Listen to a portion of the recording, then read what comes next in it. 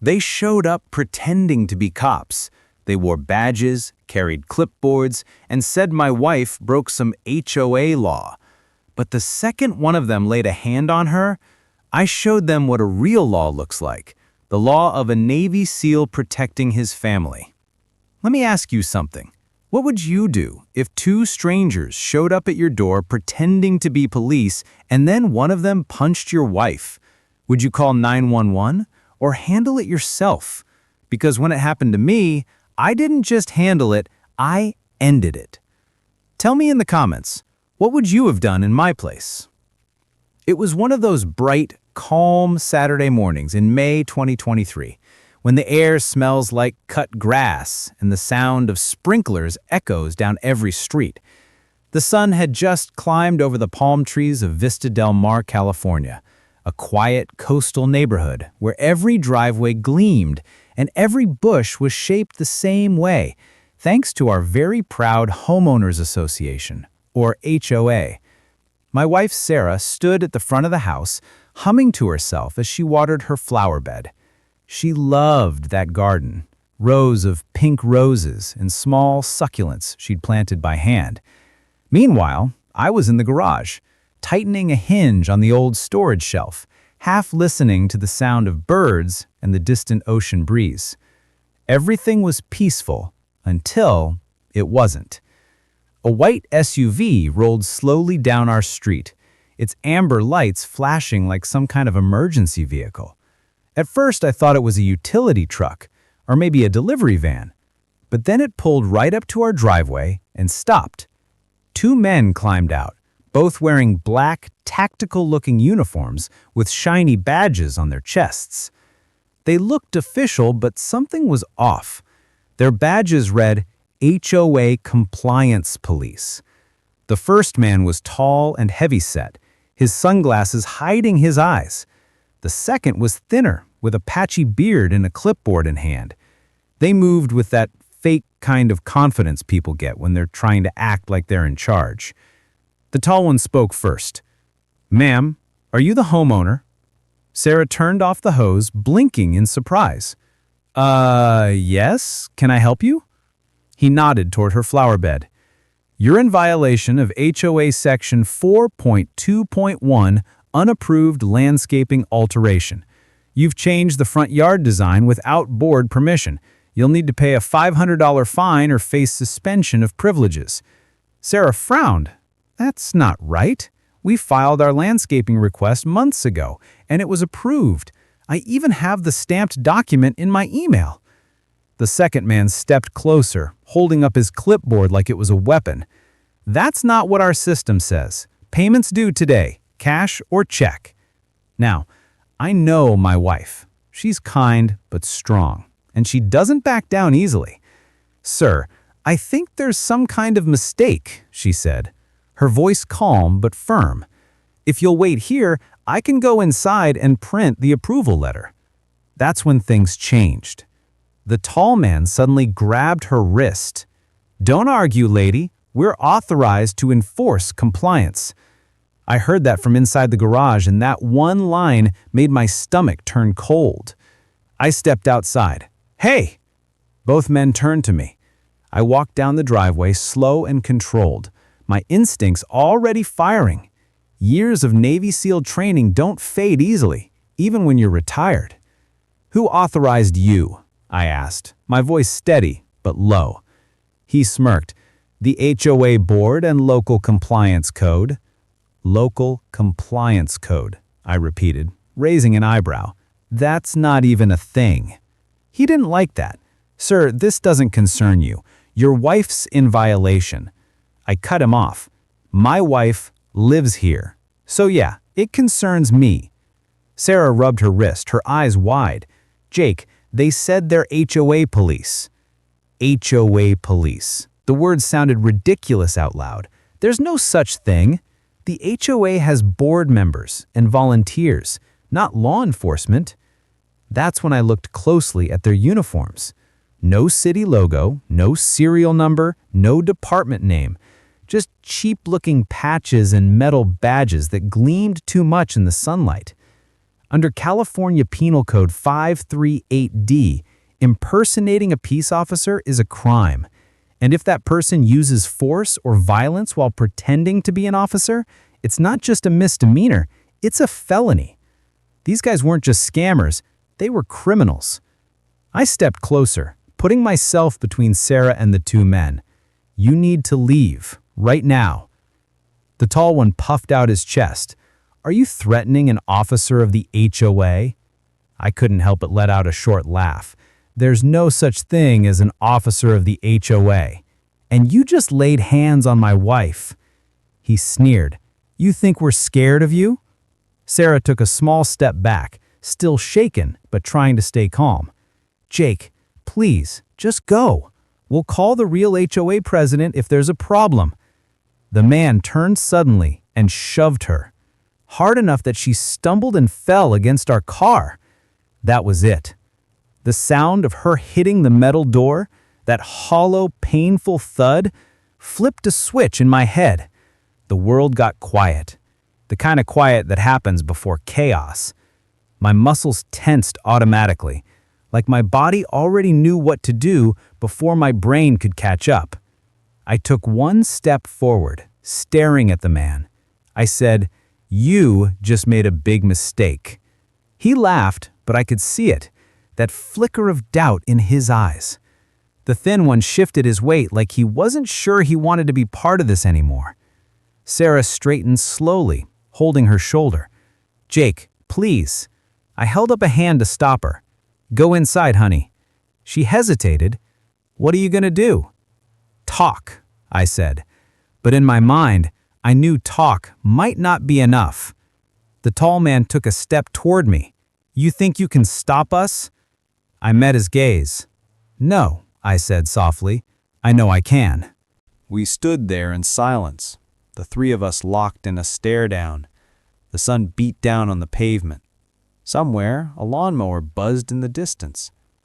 Every inch of me wanted to act, but years of discipline told me to wait, observe, assess, control.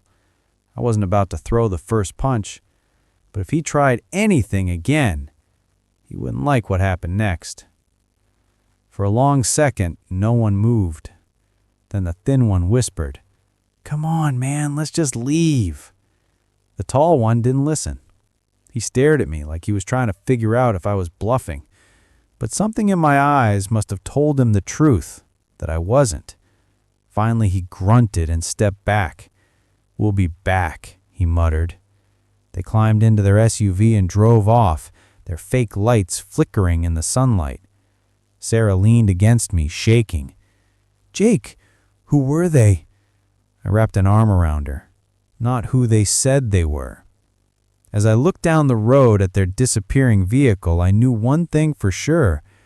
They'd be back, and next time, they wouldn't be alone. But what those fake cops didn't know was that Sarah's husband wasn't just any neighbor. He was a Navy SEAL with a spotless record and a short temper for bullies. And this time, the fight wouldn't be about lawns or fines. It'd be about justice. For a few seconds after they shoved Sarah, everything went still. Too still. The kind of silence that makes your heartbeat sound like thunder in your ears.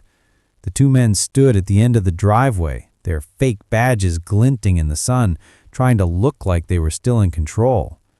I took one slow step forward, my hands raised halfway, not in surrender, but to keep their eyes on me.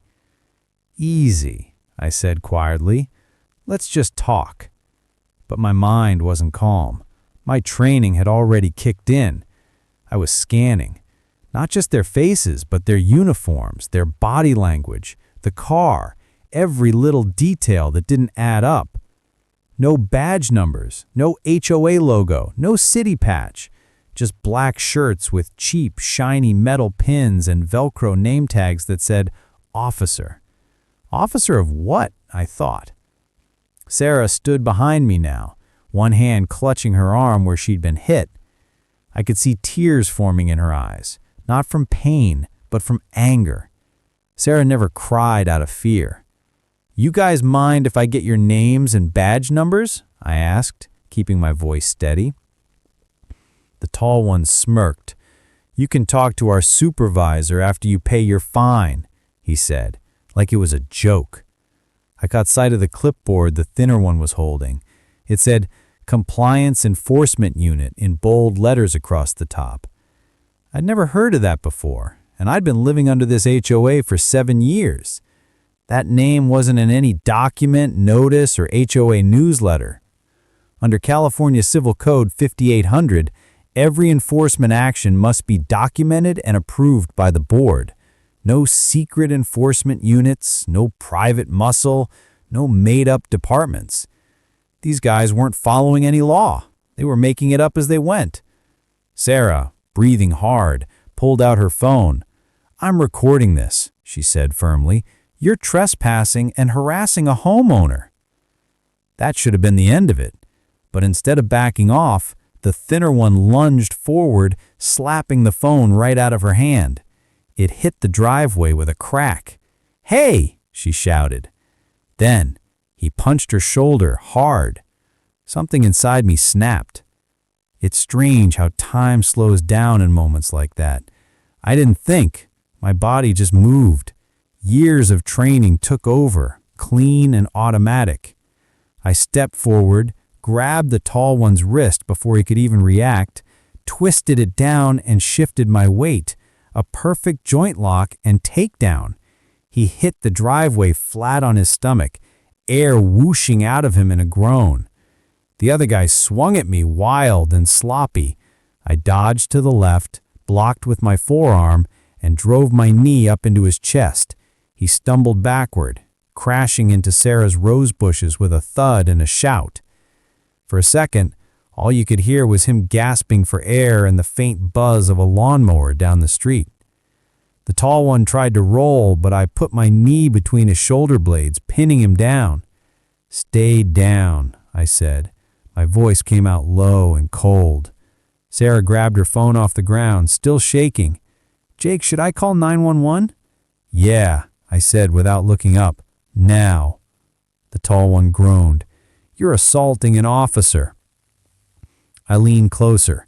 "You're not an officer. You're a fraud, and I've got every right to defend my wife." He didn't have a comeback for that. By now, neighbors were starting to peek out of their doors and windows. You could hear whispers, the sound of phones unlocking.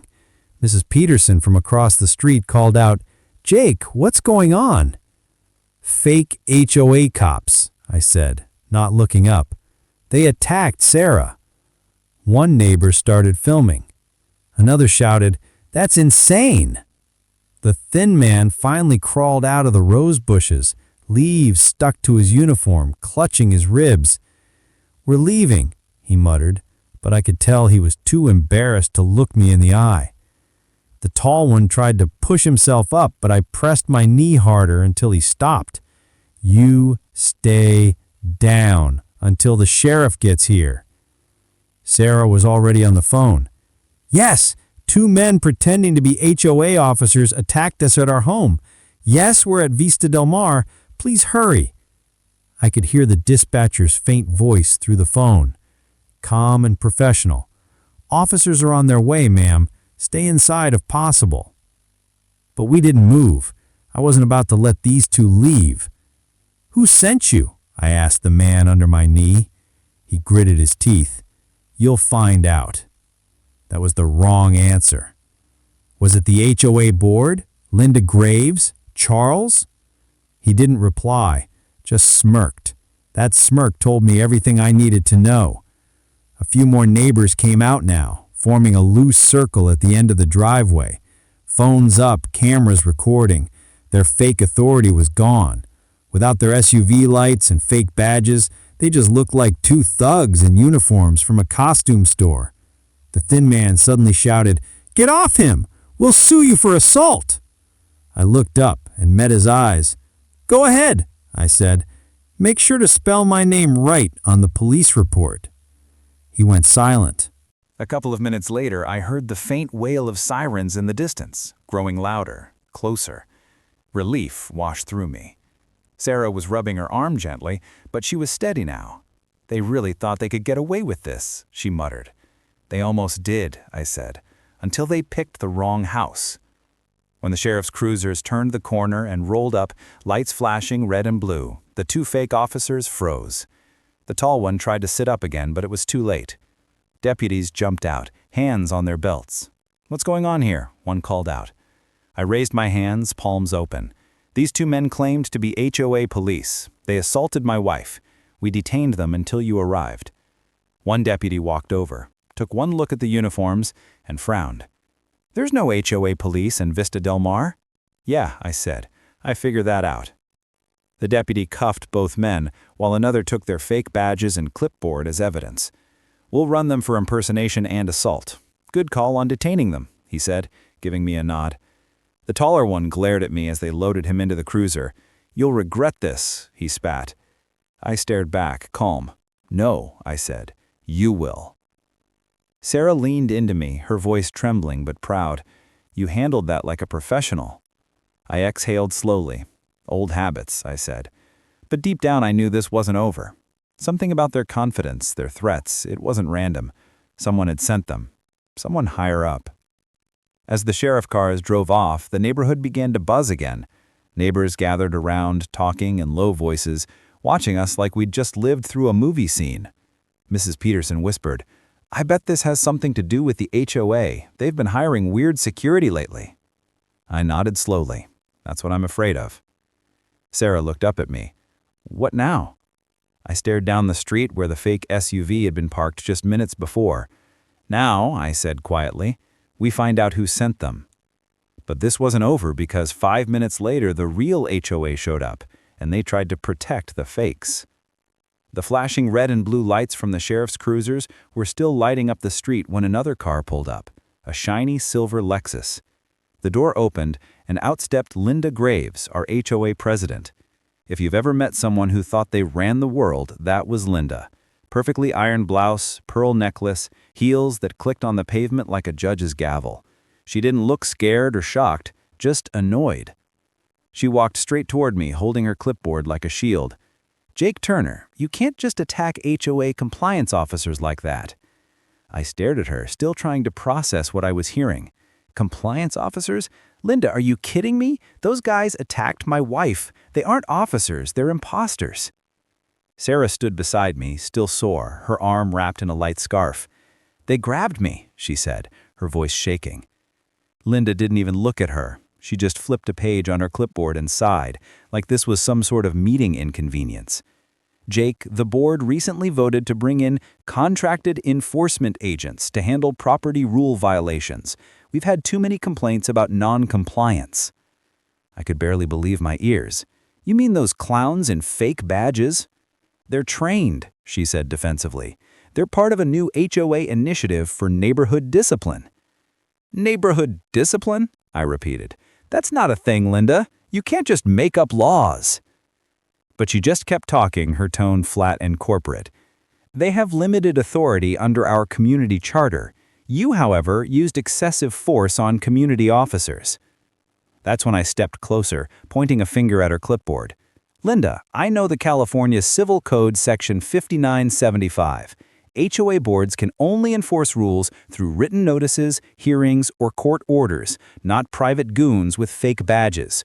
What you're doing isn't just wrong, it's illegal." For a moment, she looked nervous, just a flicker. But then she straightened up again and smiled coldly. "You always were the difficult neighbor, Jake." Behind us, one of the deputies approached. "Ma'am," he said to Linda, "we're still processing these two suspects. They don't appear to have any real law enforcement credentials." Linda turned toward him. "Deputy, there must be some misunderstanding. They're under contract with the Vista Del Mar HOA. We can clear this up internally." The deputy frowned. "Ma'am, do you have documentation showing that?" She hesitated. Then she looked down at her clipboard, flipping pages, as if she might find something, but it was empty. Not one form, not one contract. Just HOA rule printouts and landscaping fines. I crossed my arms. "Guess you can't find that contract, huh?" The deputy's partner walked over, holding the men's badges and radios. "Everything's fake. Badges are printed from a costume supplier. The SUV is not registered to any security company. It's registered to a private resident. Linda's face turned pale. That's impossible. No, I said. That's what happens when you hire thugs to do your dirty work. The taller of the two fake officers was sitting on the curb now, handcuffed. He glared up at me. You'll regret this, he muttered again. The deputy ignored him and looked at me. We're charging them with Penal Code 241 assault and 538D impersonation of an officer. We'll also notify the county about your HOA's involvement. That made Linda snap her head up. Wait, notify the county? The deputy nodded. Yes, ma'am. Impersonating officers under a private HOA contract without legal authority is a serious issue. You'll probably want to speak to your attorney. Linda's lips tightened. Her perfect smile was gone now. Sarah stepped forward. So, what happens to them? They'll be booked at the San Diego County Jail, then it'll be up to the district attorney. If you'd like to press additional charges, we'll include that in our report. I nodded. We'll press charges. The tall fake officer scoffed. This whole neighborhood's gonna regret crossing us. The deputy pulled him to his feet and started walking him toward the cruiser. The other officer followed, still rubbing his ribs where I'd hit him. As they passed me, the tall one leaned close enough for only me to hear. You don't know who hired us. Then he smirked, that same smug grin that made my skin crawl. The door shut. The car drove away. For a long minute, no one spoke. The only sound was the faint hum of Linda's Lexus engine and the breeze brushing through the palm trees. Then I turned to her. So, who did hire them, Linda? She cleared her throat. That's confidential board business. Not anymore, I said, because right now your board is connected to a criminal case. Her voice grew sharper. You're exaggerating. This is all a misunderstanding. A misunderstanding? Sarah snapped. They hit me. They grabbed me. You sent them. Linda opened her mouth to speak but had no answer. She just looked at the deputies, then back at us, then turned and walked briskly to her car. We'll discuss this at the next HOA meeting, she muttered, her heels clicking faster now. Yeah, I said under my breath. You do that. When she drove off, one of the deputies turned to me. You did the right thing calling us, Mr. Turner. These kinds of cases pop up more than you'd think. HOA is trying to play law enforcement. It never ends well. I nodded. I just want my wife safe. He tipped his hat. We'll take it from here. As the last cruiser pulled away, Sarah and I stood there on the quiet street. The neighbors had gone back inside, but I could still feel their eyes watching from behind curtains. Sarah rubbed her shoulder. Jake, what if he was right? What if someone on the board really sent them? I sighed. Then we're not done yet. We walked inside, closing the front door behind us. I checked our cameras again, replaying the footage from earlier. Everything was there. The confrontation, the attack, the takedown. Proof. But that one line from the fake officer kept replaying in my mind like an echo I couldn't turn off. You don't know who hired us. That wasn't just a threat. That was a message. Someone higher up wanted to scare us. Someone who didn't want people like us questioning their power. As I looked out the window, the HOA's neatly trimmed lawns and perfect fences suddenly felt less peaceful and more like a prison built on control. I turned to Sarah and said quietly, We're going to find out who's behind this. She nodded. And when we do? I looked down at my hands, the same hands that had once held weapons overseas, now holding my wife's. And when we do, I said, we end it for good. But as the handcuffs clicked and the sirens faded, the fake officer's words stuck in my mind like an echo I couldn't turn off. You don't know who hired us. And he was right. Because what came next wasn't just about two fakes in uniforms. It was about the entire HOA and how deep their corruption really went. 2 days after the arrests, I thought things would finally calm down. I was wrong. That morning, I found a bright yellow envelope taped to my front door. Bold red letters across the top read, Notice of Violation. I tore it open, thinking it was just another pointless landscaping warning. but when I read the words inside, my blood boiled. Violation: aggressive behavior toward HOA personnel. Fine: $1,000. Hearing: Article 8, Section 3, Conduct Review Board. They were actually trying to fine me for defending my wife after she'd been assaulted. I stood there in my driveway shaking my head. Unbelievable, I muttered. Sarah came out, coffee in hand. What now? I handed her the paper. She read it once, then twice. They're punishing you, Jake? This is insane. Yeah, I said, pacing. They think I'll roll over and pay a fine. Not happening. That night, I sat down at my kitchen table with my laptop, a cup of black coffee, and a stack of legal papers. I wasn't just angry, I was determined. If the HOA wanted a fight, they were about to get one. I started researching the California Davis-Stirling Common Interest Development Act, the set of laws that control how HOAs operate. It didn't take long to find what I needed. Under Civil Code 4740, homeowners are guaranteed due process, meaning the HOA can't fine or punish anyone without giving them a fair chance to defend themselves. And under 5855, any hearing about fines has to be fair, documented, and based on real evidence, not personal grudges. As more I read, the clearer it became. Everything they were doing was illegal. But then something strange caught my eye. In one of the old HOA newsletters online, I found a paragraph about a compliance enhancement program that started 2 months ago. It mentioned private enforcement officers and was signed by Vice President Charles Danner. Charles was the guy everyone called Mr. Uniformity. He was obsessed with every house looking exactly the same. Same fences, same paint color, same flower beds. He even tried to find one neighbor for using a different style mailbox. And now it made sense. He wasn't enforcing rules, he was building control. So those fake officers, they weren't part of any approved HOA security contract. Charles had hired them off the books. I leaned back in my chair, a slow realization hitting me. This wasn't about safety, it was about power. 3 days later, the hearing took place. The HOA rented a small conference room at the Vista Del Mar Community Center. It looked like a courtroom for amateurs.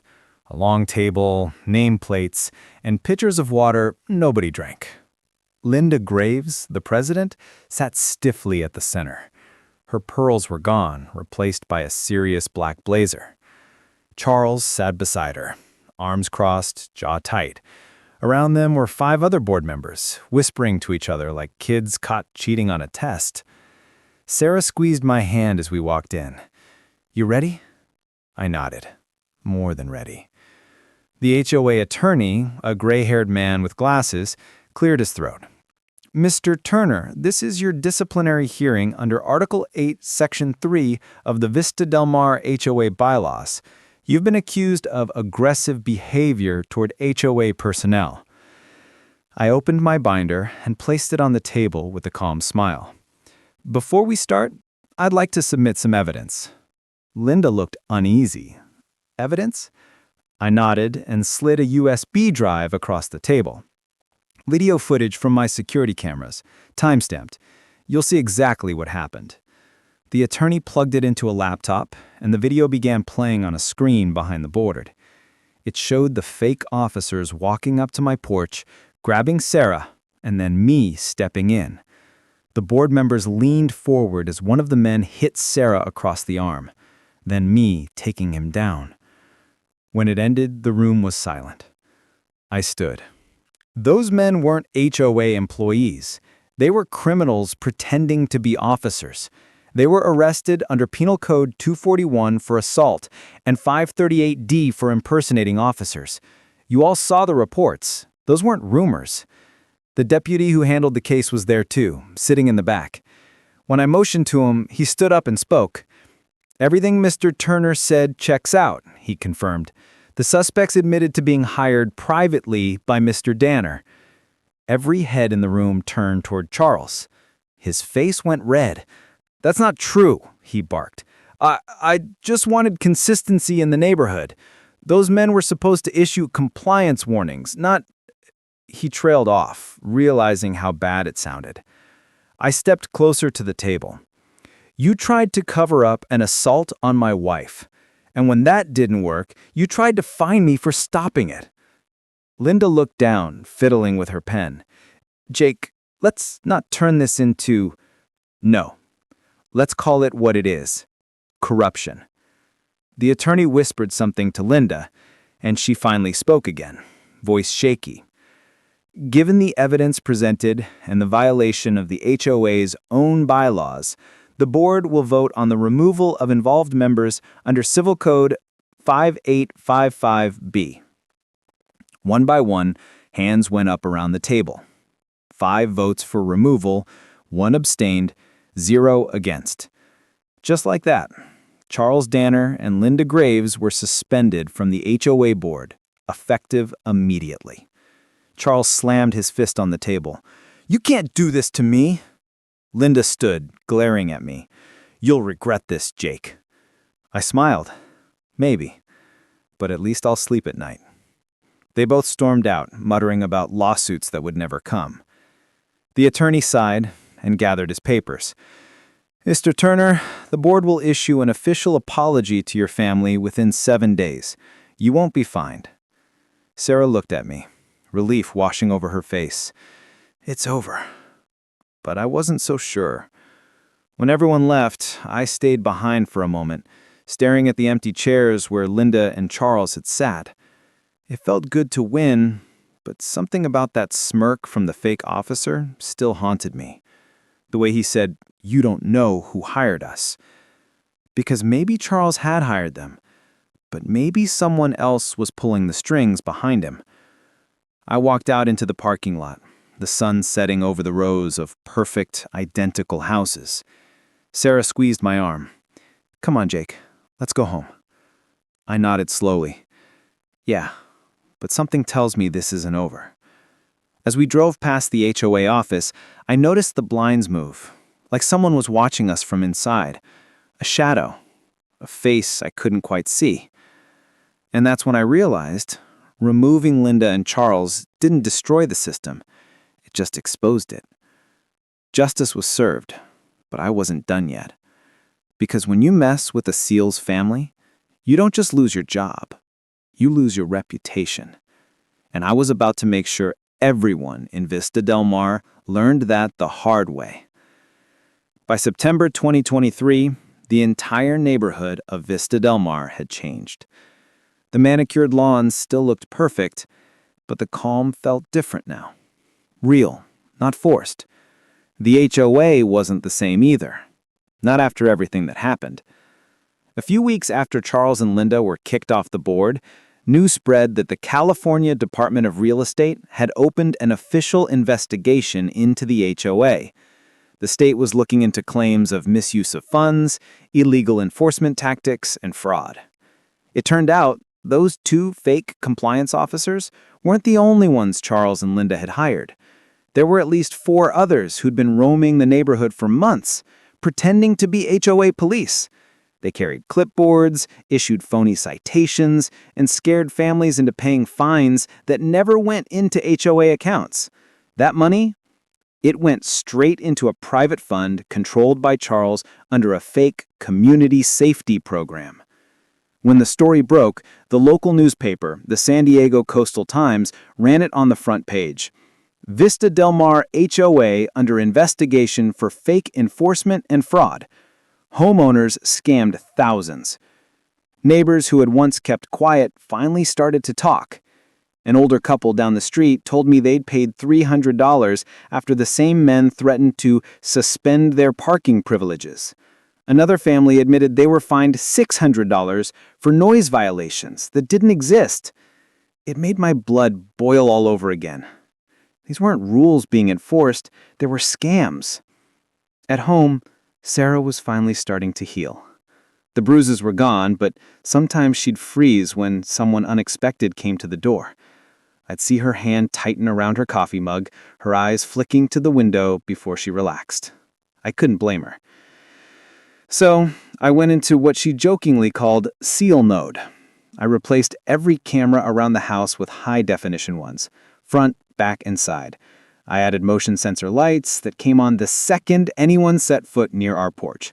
I even installed a new security gate at the end of our driveway. Sarah laughed one night as she watched me test the lights.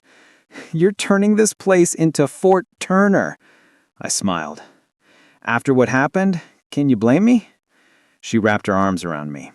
"Just promise me one thing." "What's that?" "Don't let this make you bitter." Her words hit me harder than I expected.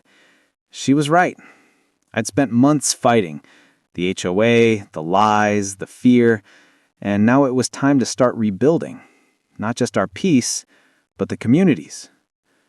In October, the HOA held its first public reform meeting. Dozens of neighbors showed up.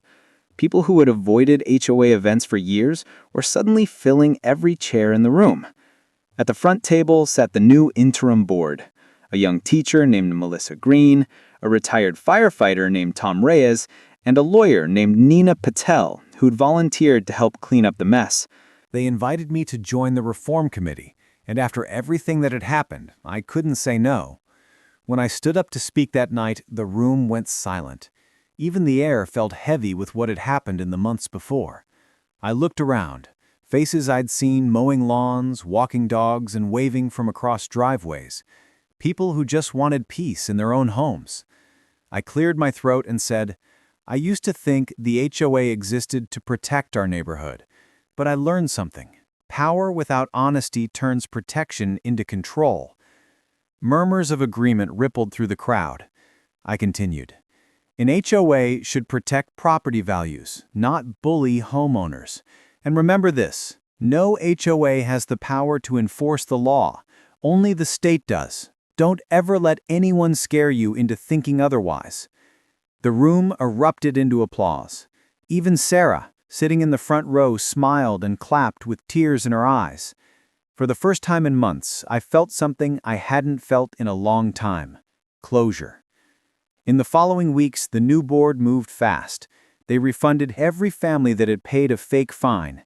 They rewrote the HOA charter, banning any third-party security group unless verified by the San Diego County Sheriff's Office. They also added a homeowner bill of rights to the bylaws, plain English, simple to understand. And most importantly, they launched an open budget system. Every dollar spent by the HOA was posted online for residents to see. No more secrets, no more fake programs. Neighbors began coming out of their shells again. Kids played in the cul-de-sacs without worried parents calling them inside. People smiled at HOA meetings instead of arguing. Even the neighborhood Facebook page, which used to be full of complaints, was now filled with posts like, "Thank you Reform Committee," and "Feels good to be part of this community again." By December, things were finally normal, peaceful. One evening, as I sat in my backyard with a cup of coffee, the ocean breeze rolling through the palms, Sarah came out with 2 blankets. "Still can't believe it's over," she said softly. I nodded. "Yeah, it's been a long year." We sat there for a while, watching the sun sink into the Pacific, painting the sky orange and pink. "You know what I think?" she said. "You didn't just fix our HOA, you fixed our neighborhood." I chuckled. "Maybe. I just wanted people to see that standing up doesn't make you the enemy. Sometimes it just makes you the example." When I finally walked into my office later that night, I looked at the old framed sealed trident hanging on my wall. The gold had dulled a little over the years, but it still gleamed in the lamplight, strong, steady, unshaken. I smiled. That symbol wasn't just about combat or service. It was about honor, discipline, and courage. The same things I'd needed right here in my own neighborhood. Sometimes battles aren't fought overseas.